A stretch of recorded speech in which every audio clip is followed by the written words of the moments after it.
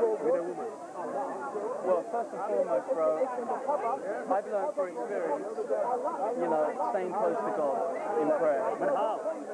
You see, like having a date, Proverbs says, he can deceive you anytime. Yes, it can. But that's why, like but that's even why, the most righteous of a Christian, yes, or any person, not just a Christian, but any person. Judas got deceived.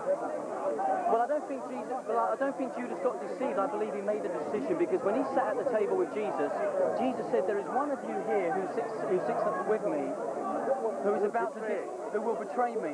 Now, I believe that Judas, sitting at that table, knowing perfectly well, you know, it was actually him, still had a free will to make a choice to do or not to do what he went and eventually did. This is the amazing thing. For all this time, you are using reasoning.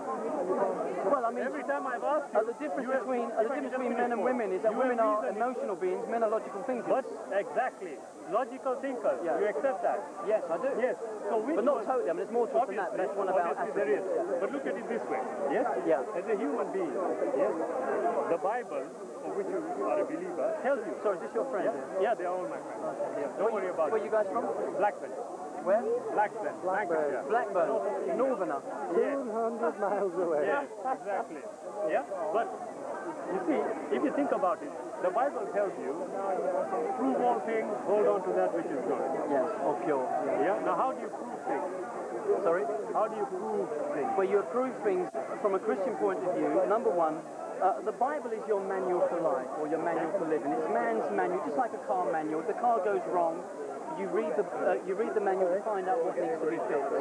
So likewise, if I'm going to walk through this life and try to respond in situations in a way that pleases God, the Bible is my anchor, and the Holy Spirit is like my guide. So in other words, if I'm about to face a situation that I know I have a choice to do wrong or to do right, well then God has given me that free will. For example, I have my fist.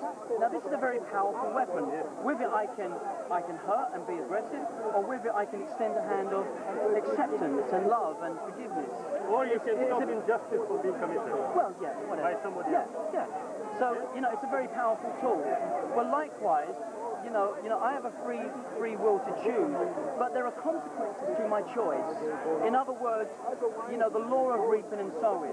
If I sow something, you know, if I'm faced with a situation and I sow into that situation the wrong thing, I may immediately get away with it, but ultimately, if I allow it to escalate and I don't bring it under the lordship of God and under the submission of Jesus and the Bible, ultimately it will destroy me, and I will hurt a lot of people in the process. That's fine. Now, if you take all that into consideration, there's a vital question which needs answering here. If there are 5 potential books that are claiming all to be from God, how do you know yours is the correct one?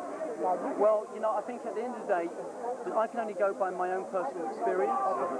12 years ago, you know, I've been involved in the music industry for 22 years. I've done films, TV commercials. I've had multi-million-pound record deals and stuff like that. And, you know, not that it means very much, but I'm actually quite well known out there amongst certain circles, okay? Now, 12 years ago, I gave my heart to Jesus. I was at the pinnacle of my music career. I was out in Miami. But you know something, I had the drugs, I had the girls, I had the clothes, eating in nice restaurants, but I didn't have happiness. You know, I used to sleep with this girl, go home, lie on my bed, and you know, I wasn't happy. I used to think about life. I thought, you know, I can go to the bank, draw X amount of money out, and I'm not really ultimately happy. So, you know, I came to a place in my personal life where I was sick and tired of being sick and tired. And I heard a lot about Jesus, I heard a lot about God, and I just one day, you know, just out of desperation, to be honest with you, I just got on my knees and I said, you know, God, I've heard so much about this person, Jesus. I've heard so much about this person, God. You know, I don't know. But all I know is that if I die tomorrow, I have no assurance of where I'm going to go. I have no assurance I can stand before you and face you.